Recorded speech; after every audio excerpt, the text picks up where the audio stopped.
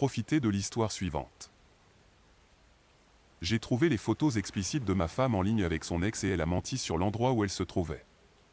J'ai donc demandé le divorce et maintenant je me bats pour obtenir la garde de notre fils. J'ai été en relation avec ma femme pendant 15 ans et nous sommes mariés depuis près de 12 ans. Ensemble, nous avons 2 fils, un biologique et un que je considère comme le mien à tous égards. J'ai rencontré ma femme lors d'un barbecue chez un ami commun. Elle était venue avec la femme d'un ami à moi. Elles travaillaient ensemble à l'époque. Nous avons bien accroché ce jour-là et j'ai pensé que nous étions inséparables depuis ce jour. Dernièrement, quelque chose a changé.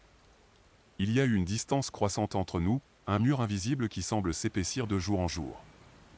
Je n'arrivais pas vraiment à mettre le doigt sur quand cela avait commencé ou pourquoi, mais je le ressentais dans son regard, dans ses hésitations avant de parler. On avait l'impression de ne plus être sur la même longueur d'onde du tout.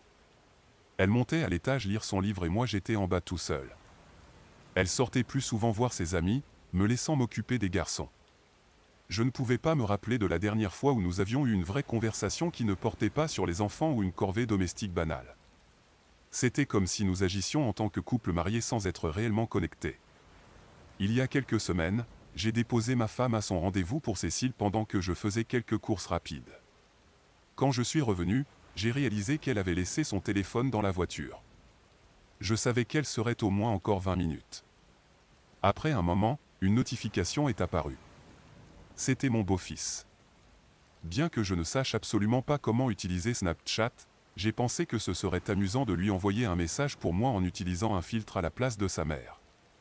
J'ai envoyé une photo ridicule en retour. Après l'avoir envoyée, je suis par hasard tombé sur la conversation de ma femme. À première vue, il n'y avait rien de particulier. J'ai voulu poser le téléphone, mais j'ai remarqué un nom. Un nom que j'ai toujours détesté. Je vais l'appeler Louis. Au début, j'ai hésité. Je n'ai jamais voulu être ce genre de personne qui envahit la vie privée de quelqu'un. En regardant à travers leur téléphone. Je n'aurais jamais pensé être ce genre de personne vis-à-vis de ma femme. Mais en même temps, je n'aurais jamais pensé me retrouver là où je suis maintenant. La curiosité a pris le dessus sur moi. Et honnêtement, ce que j'ai vu m'a choqué au plus profond de moi. Elle avait enregistré des photos explicites de deux. Il y avait des photos nues de lui et des photos nues d'elle. Il y avait des vidéos. Des conversations sauvegardées sur des actes indécents entre eux. Sans entrer dans les détails, disons simplement que cela impliquait des relations sexuelles orales. Malgré la trahison évidente, je n'arrivais pas à m'arrêter de lire. Les dates éparses et les détails rares du passé rendaient difficile de reconstituer l'histoire complète, mais ma curiosité me poussait à continuer. Avec Snapchat, certaines parties disparaissaient automatiquement. Cela ajoutait donc une autre couche de complexité à la situation. Qu'est-ce qui s'est exactement passé? Je devais savoir. Cela me dévorait de l'intérieur. D'après ce que j'ai compris, les choses ont commencé à se passer quelques fois au cours des derniers mois, y compris le jour de mon anniversaire alors que je dormais à l'étage. Elle avait organisé une fête surprise pour moi parce que c'était une étape importante. J'ai fini par trop boire et monter à l'étage pour m'endormir tandis que le reste des invités était en bas. Je suppose qu'elle l'avait invité. Elle savait que je ne me réveillerais pas, que j'étais complètement saoul. Quand le dernier invité est parti, il est entré. La façon dont elle parlait de moi était la plus dévastatrice. C'était rarement positif et souvent seulement partiellement vrai, avec parfois même des déclarations complètement fausses ou trompeuses. Je ne sais pas pourquoi c'était enregistré, mais elle lui a dit que j'étais un amant médiocre qui semblait désintéressé d'elle. Ce qui est loin de la vérité. J'aime penser que j'avais encore ma vigueur et mon endurance. Nous étions intimes environ 2 à 3 soirs par semaine en moyenne. Même si elle était étrange et agissait bizarrement envers moi ces derniers temps. Mais maintenant, tout avait du sens. Je suppose qu'en y repensant, c'est surtout moi qui la satisfaisais, ce qui n'est en soi pas un problème. J'aime faire sentir bien ma femme. Mais parfois, c'est agréable de recevoir quelque chose en retour. Et maintenant que j'y pense, cela n'est pas arrivé depuis un certain temps. Et puis je lis qu'elle est dégoûtée par moi et qu'elle déteste que je la touche. Et là, à ce moment-là, la porte du salon s'ouvre et elle jette un coup d'œil et me sourit en me faisant signe d'entrer. Ai-je été fou de payer cela pour elle? J'étais choqué. Abasourdi. Je n'ai pas souri en retour, mais je me souviens m'être assuré de fermer la discussion qu'elle avait eue avec Louis, de m'assurer que cela ne donnait pas l'impression que je fouillais. J'ai remis le téléphone là où je l'avais trouvé. Et ensuite, je me suis dirigé vers le salon. Ce qui m'a surpris ensuite, c'était que la spécialiste des cils me disait que ma femme disait à quel point j'étais un mari formidable. Et comment elle souhaiterait avoir un mari comme moi qui la traitait si bien. J'ai juste dû sourire et rire. Que pouvait-elle bien dire à cette dame alors que je venais de lire quelque chose de complètement renversant quelques instants plus tôt? Dès que nous avons atteint notre voiture, je n'ai pas pu retenir plus longtemps. Je lui ai raconté tous les détails, en m'assurant qu'elle comprenait de ne pas toucher son téléphone avant que nous ayons l'occasion de discuter de tout. Nous avons pleuré et crié en rentrant.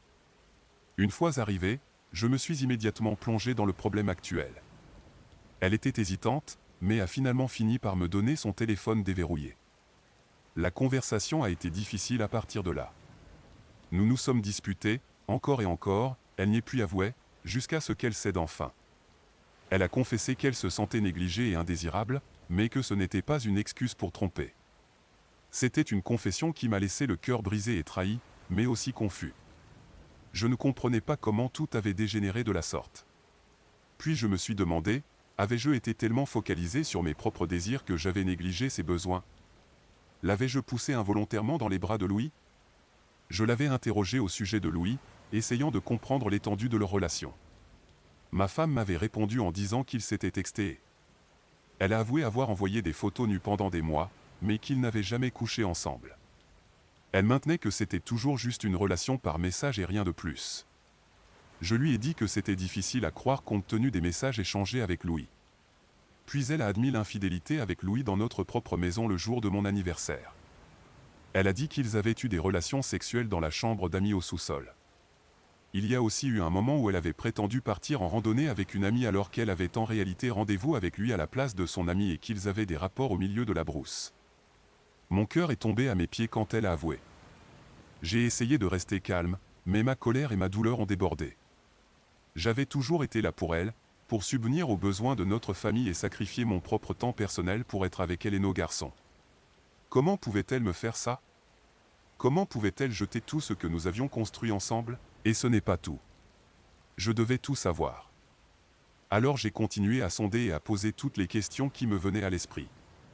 Au fur et à mesure de la conversation, de plus en plus de choses ont été révélées. Et cela m'amène à Louis. Avant de me rencontrer, elle voyait Louis. Je n'ai jamais aimé ce mec. Elle en parlait parfois et parfois même des amis communs en parlaient et je détestais ça. Il y avait de petits commentaires à son sujet de temps en temps, et avec le recul, j'aurais dû le savoir, mais on voit toujours plus clair après coup. Ce que j'ignorais, c'est qu'elle le voyait derrière le dos du père biologique de mon beau-fils.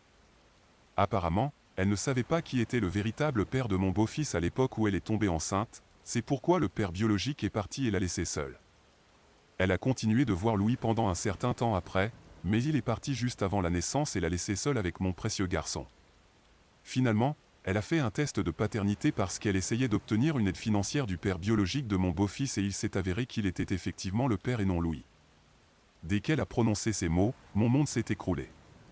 Pendant des jours, mes pensées étaient en ébullition et je l'ai confrontée à toutes les situations où elle aurait pu potentiellement me tromper. La plupart des exemples étaient mineurs, sauf un qui ressortait. Il y a de nombreuses années, bien avant notre mariage, elle n'est rentrée chez nous qu'à presque 2 heures du matin après le travail une nuit.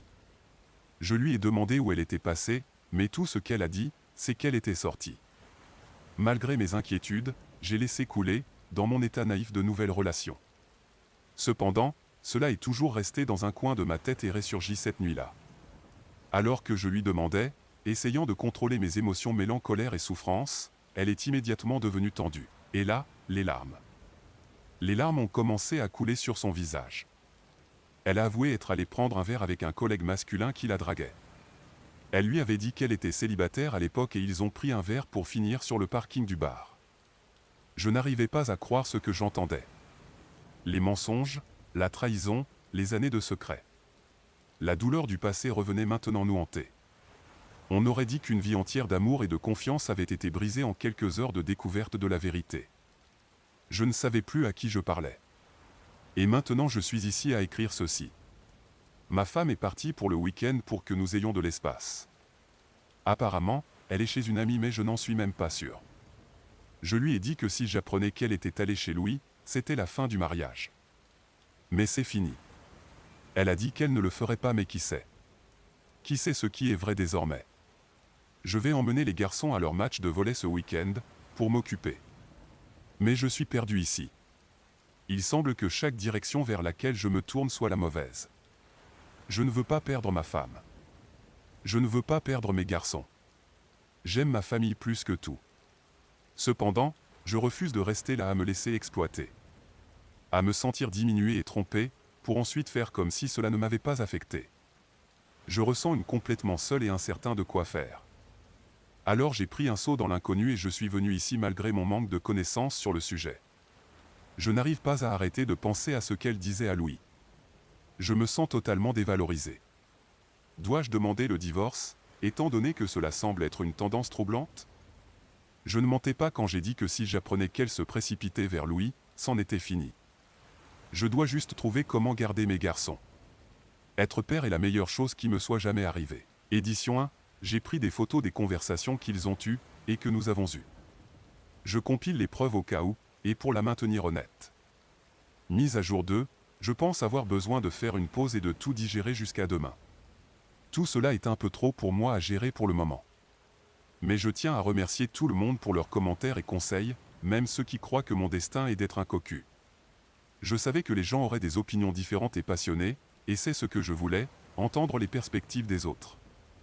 Il est juste difficile d'accepter que mon mariage puisse se terminer si soudainement après avoir investi la moitié de ma vie pour le construire. Mise à jour 1, lundi matin arrive et ma femme rentre à la maison. Elle se prépare et j'essaie d'être cool et de lui demander de manière décontractée où elle a passé le week-end avant d'aller travailler. Il se trouve que je travaillais à domicile ce jour-là. Elle m'a dit que c'était une collègue de travail, Natalia, parce qu'elle était trop embarrassée de dire à nos amis communs que nous avions eu une dispute car elle ne voulait pas leur dire de quoi il s'agissait. Elle a dit qu'elle voulait arranger les choses et ne voulait pas que tout le monde le sache. Elle a dit que nous pouvons arranger cela. J'avais l'intuition qu'elle ne me dirait pas la vérité. Il y avait quelques femmes avec qui elle était proche au travail. L'une d'elles est devenue une amie proche à moi aussi et je ne pensais pas qu'elle irait là-bas pour étaler notre linge sale. L'autre, elle en a parlé quelques fois. Je sais que c'est une vraie personne car nous sommes sortis plusieurs fois en double rendez-vous avec celui avec qui elle sortait à l'époque. Elle ne peut pas continuer. J'ai un petit ami. Elle est constamment avec quelqu'un de nouveau. Et chaque fois que ma femme dit qu'elle sort boire un verre avec les filles, elle est là, donc je sais qu'elle est amusante mais aussi un peu une mauvaise influence. Donc si jamais quelqu'un devait aller se plaindre de son mariage et pleurer, ce serait elle. Alors je n'en suis pas fier, mais je vais sur Facebook et je trouve le profil de Natalia et je lui envoie un message. Je mens un peu en disant que je voulais organiser une soirée sympa avec ma femme le week-end prochain et j'espérais que Natalia pourrait venir avec quelqu'un. Je lui dis aussi que j'espère qu'elle et ma femme ont passé un bon moment le week-end dernier. Elle répond en disant qu'elle aimerait bien sortir, mais elle dit rapidement qu'elle ne sait pas de quoi je parle. Elle dit qu'elle était en déplacement pour un enterrement mais qu'elle sera de retour à temps pour la soirée le week-end prochain. Et là j'ai compris. Ma femme avait menti. Encore.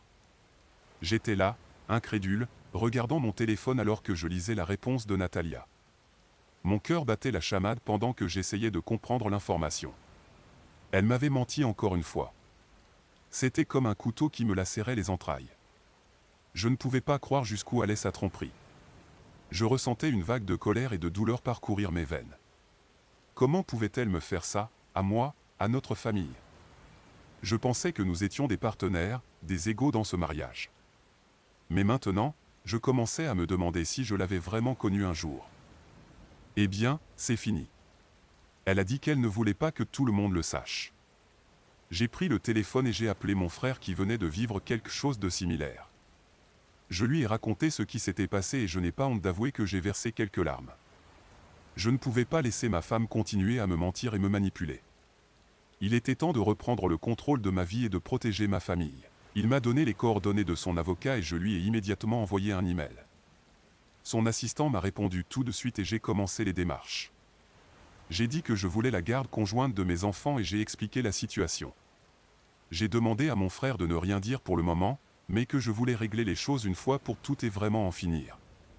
Elle l'accusait là où ça faisait mal avant que quelqu'un ne découvre quoi que ce soit. Mise à jour 2. Quelques semaines plus tard, j'ai reçu un appel du cabinet de l'avocat. Il m'a informé que le divorce était en cours et que je devais rassembler toutes les informations et documents pertinents. J'ai ressenti un soulagement en sachant que je prenais les mesures nécessaires pour me protéger, moi et ma famille. Pendant ce temps, j'ai également contacté un thérapeute pour m'aider à naviguer dans la tourmente émotionnelle que je vivais. Il a également dit que j'avais de bonnes chances de garder mes enfants avec moi s'ils choisissaient de rester avec moi. Eh bien, cela m'a aussi effrayé car j'avais l'impression que nous étions tous très proches. Je ne voulais pas que mes enfants aient à choisir entre leur mère et leur père. Tout cela était censé être joli. Secret. Je voulais m'assurer d'avoir tout couvert avant de lui donner les papiers car je ne savais pas comment elle réagirait. Donc j'attendais essentiellement le bon moment. Certains d'entre vous pourraient penser que je faisais traîner les choses, mais ce n'était pas le cas. Il y avait une méthode dans la folie.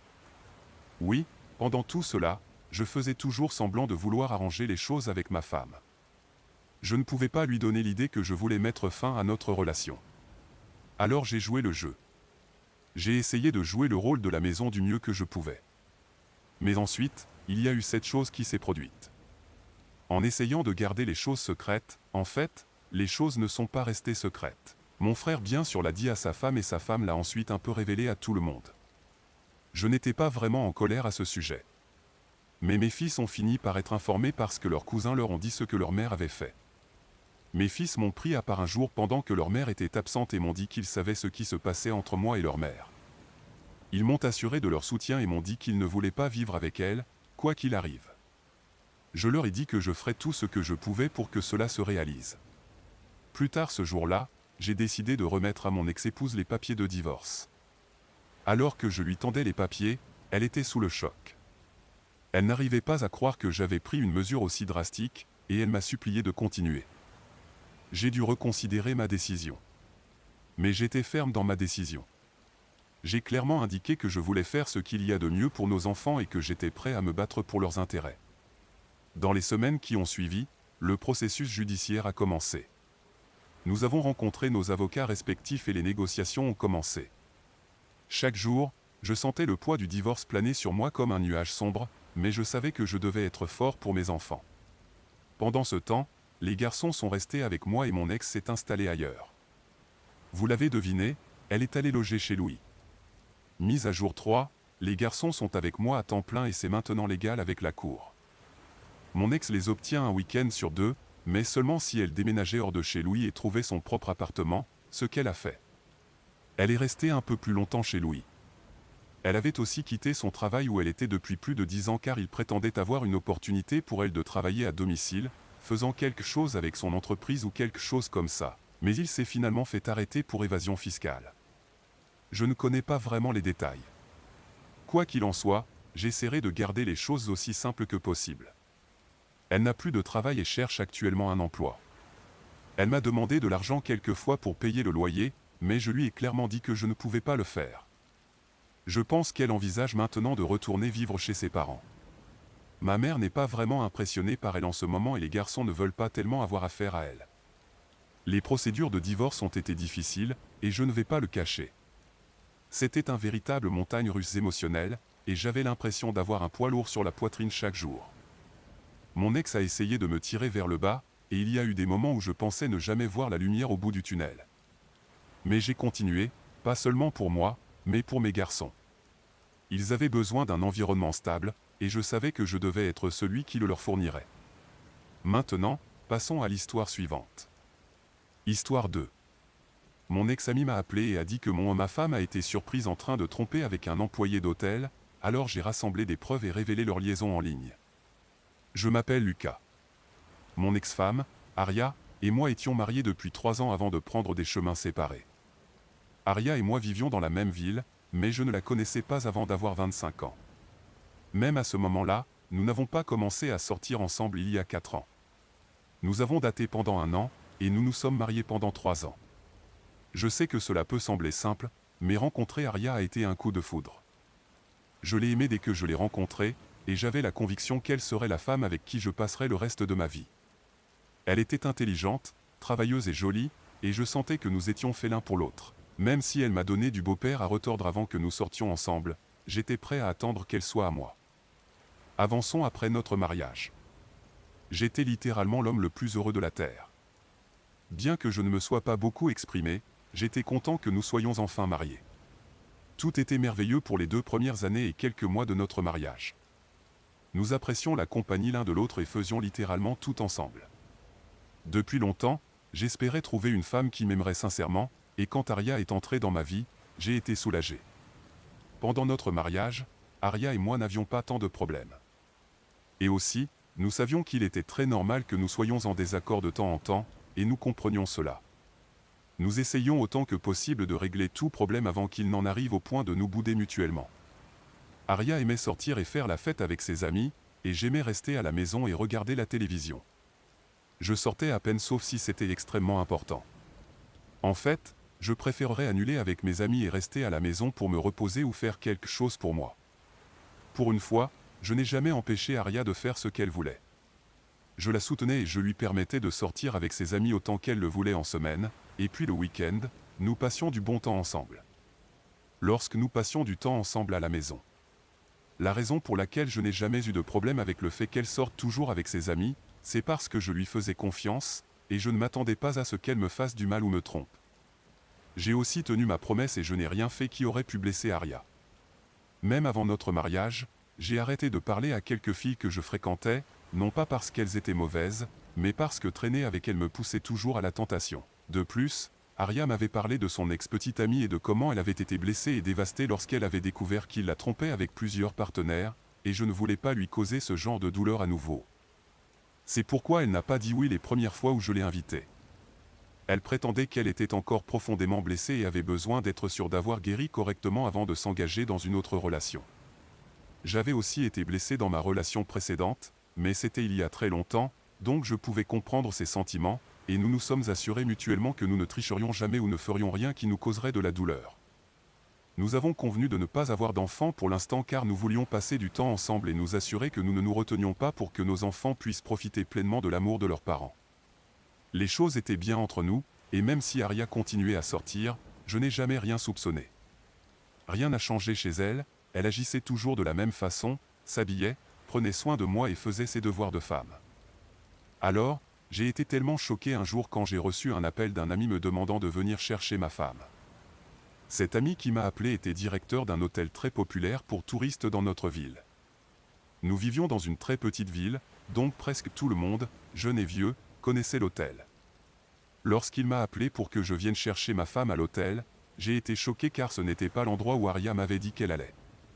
Elle m'avait dit qu'elle traînait avec ses autres amis dans le restaurant familial d'une amie. Je l'avais même déposée là-bas moi-même. Au début, j'ai essayé de lui expliquer qu'il se trompait et qu'il aurait pu confondre Aria avec quelqu'un d'autre, mais il a insisté pour dire que c'était bien elle et que je devrais venir. La distance entre le restaurant où j'avais déposé Aria et l'hôtel était presque de 45 minutes en voiture, ce qui signifie qu'elle est partie immédiatement après l'avoir laissée là-bas. Confus et curieux de savoir ce qui se passait, je me suis rendu à l'hôtel et j'ai trouvé Aria là-bas. Elle était avec un employé de l'hôtel, et la police était déjà impliquée. Quand je leur ai demandé d'expliquer ce qui se passait, on m'a informé qu'elle était en train de commettre une intrusion et que l'employé avec qui je l'avais vue lui avait promis une chambre gratuite. Ils avaient prévu de passer des heures ensemble, mais d'une manière ou d'une autre, ils ont été surpris. J'étais tellement surpris et déçu en même temps. Cela semblait irréel, comme une farce. Je voulais dire quelque chose comme nous vous avons juste taquiné, mais comme cela ne s'est pas produit, j'ai réalisé qu'Aria me trompait depuis un certain temps. De plus, l'employé a avoué que ce n'était pas la première fois qu'ils agissaient ainsi, et que cela durait depuis des semaines. Pendant que l'employé confessait, Aria était déjà à genoux, me suppliant de ne pas les écouter, affirmant qu'elle était piégée. Je savais qu'elle mentait car elle n'avait pas été forcée d'aller à l'hôtel. Elle y était allée d'elle-même pour coucher avec l'employé. Comme le directeur était mon ami, il voulait m'informer avant de porter plainte. J'étais tellement gêné et dévasté, et je l'ai même encouragé à porter plainte pour qu'il puisse gérer Aria comme il le souhaitait. Aria a été choquée quand elle a entendu ma réponse, et ses pleurs ont redoublé. Elle m'a supplié de parler à mon ami, mais j'avais pris ma décision. Lorsqu'elle a vu que je ne suppliais pas mon ami, elle m'a demandé de l'emmener chez elle. Je ne lui ai rien dit, et je l'ai regardé pleurer et supplier. Son partenaire de tromperie a été licencié sur le champ, et ils ont tous les deux été arrêtés. Pour l'humilier davantage, Je les ai filmés, elle et son partenaire de tromperie, au moment de leur arrestation, et après leur évacuation. J'ai publié en ligne.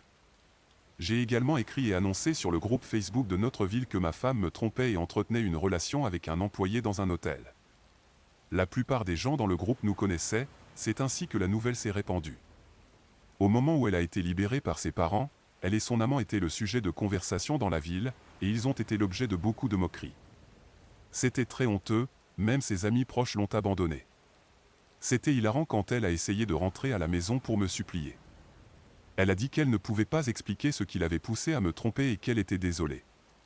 Elle prétendait toujours m'aimer et vouloir que nous trouvions une solution, mais je lui ai dit que ce n'était pas possible. Même après qu'elle ait récupéré ses affaires chez moi et que nous ayons divorcé, elle a continué à supplier et à pleurer. Elle a même demandé à sa meilleure amie d'essayer de me parler, mais je l'ai mise en garde et lui ai demandé de quitter ma maison. Cela fait 1 an que c'est arrivé, mais ça semble toujours comme si c'était hier. J'ai du mal à aller de l'avant, mais je sais qu'un jour, tout cela sera de l'histoire ancienne. Quant à son amant, je ne sais pas ce qui lui est arrivé, mais je sais qu'Aria n'a pas fini avec lui.